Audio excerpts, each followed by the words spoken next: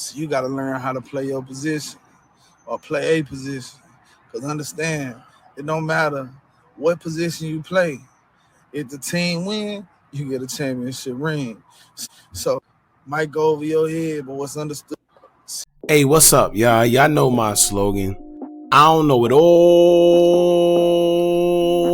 but I know what I've been through. Now, before we get into this video, please make sure you head on down to Instagram and follow us on our official Instagram page at Hookah Anonymous_. Alright, we're able to be a little more explicit, a little more uncensored, and share content freely without running the risk of having our channel terminated. So, once again, make sure you head on down to Instagram and follow us on our official Instagram page at Hookah Anonymous_.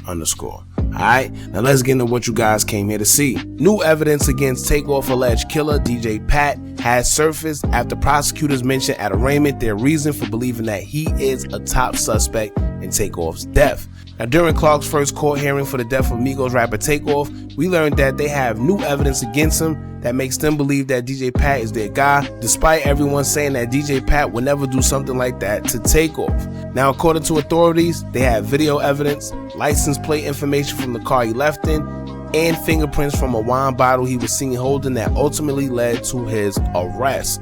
Now, they're saying that the fingerprints is the biggest piece of evidence, followed by a ballistic report that says DJ Pat was an alleged murder suspect. Now, this is interesting because nowhere in here do they say that they have the actual weapon responsible for the murder of TakeOff. So if they don't have the actual weapon, what good is DJ Pat's fingerprints if it's nothing to match it to? Alright, I'm sure there's a bunch of wine bottles, water bottles, tables, or whatever that has fingerprints on them due to people touching them throughout the night. But what does that prove if there's no murder weapon to match the fingerprints to it? You know, it just makes no sense to me. They already told us that 30 plus people has been present when the shooting took place, so I'm sure it's a bunch of fingerprints everywhere. So what made them single out DJ Pat? Alright, now the only thing I'm interested in seeing is the surveillance video that they have, not the TMZ ones. That's pretty much the only clear thing that I think is credible in this case, being that they don't have any type of murder weapon, even his car and the license plates. They say that they have the license plate, but once again, there was many cars out there, I'm sure. So what made them single out DJ Pat's car out of all cars?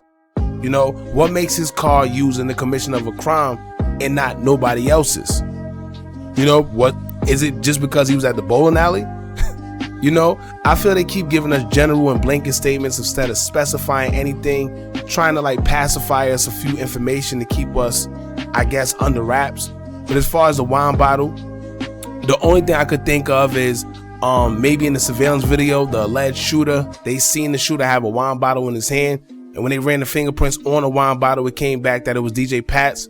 Who knows? You know, but they didn't say that. I'm just trying to figure out why the fingerprints would matter if they don't have the murder weapon in custody. It don't make sense to me, and this is the information that they're leaving out. These are the questions that people aren't asking. I think the biggest evidence would be the murder weapon, because you'll be able to do a lot more with it, but they don't have it. At least they haven't told us that. All right. Now, the state set his bond at $2 million. And he was considered a flight risk after authorities believe Clark was trying to get out of town and flee to Mexico on an emergency passport. The state also said he was able to get the passport, and when he was arrested, officers found a large amount of cash on him, indicating that he tried to flee and evade arrest. Now, Clark is in the Harris County Jail and awaits his next court appearance, which is set for Monday, November 5th, 2022. Alright, so y'all jump in the comments, let me know how y'all feel. How y'all feel about the evidence that they say that they have, man? I don't think it's credible enough to charge them. They keep talking about fingerprints and wine bottles and everything, which is cool. But if you don't have anything to match it to, then what sense does it make? You see what I'm saying? So I feel that they just giving us a little information to kind of like pacify us, or just to keep us, you know, because a lot of people are turning a side eye to this whole case. And I think they feel like they just got to respond fast, you know? So anyway, y'all jump in the comments. Let me know how y'all feel about this. How y'all feel about the information that they said that they have and the whole 9 yards in regards to this case. Don't forget to like, comment, share, and subscribe. Hit that bell so you're notified every time we drop new content. And remember, as long as you keep on watching, I'm going to keep on dropping. And I'm out.